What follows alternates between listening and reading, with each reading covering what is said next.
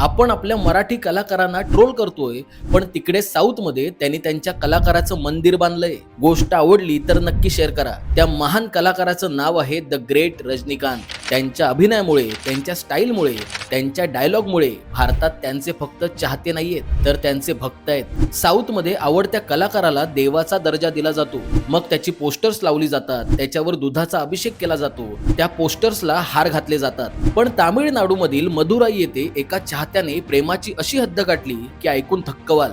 त्या चाहत्याचं नाव आहे कार्तिक. त्याने रजनीकांतवर इतकं प्रेम केलं की रजनीकांतचं चक्क मंदिर बांधलंय.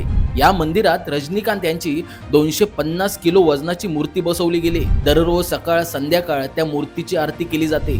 तुम्हाला खरं नाही वाटणार, पण रजनीकांत यांच्या आरतीचं संपूर्ण पुस्तक छापलं गेलंय. देवळामध्ये प्रत्येक देवाच्या रूपात रजनीकांत यांचे फोटो लावले गेलेत. हे फक्त उदाहरण आहे साऊथमधील फॅन्सच्या प्रेमाचं. पण महाराष्ट्रात हे चित्र कधीच दिसत नाही. इकडे कलाकार कितीही मोठा असला तरी त्याला टोपण नावाने हाक मारली जाते. प्रत्येक वाक्यावर ट्रोल केलं जातं. विचार करा, आपण आपल्या कलाकारांचा मान कधी राखलाय? आपण म्हणतो की मराठी सुपरस्टार नाहीयेत, पण आपण त्यांना ते स्टारडम कधी दिलंय का? हा विचार करण्यासारखा मुद्दा आहे. यावर तुमचं मत काय? आणि रजनीकांत यांचं हे मंदिर तुम्हाला कसं वाटलं? नक्की कमेंट करा. आणि अशा जगावेगळ्या स्टोरीज ऐकण्यासाठी संवाद सेतूला फॉलो सुद्धा करा.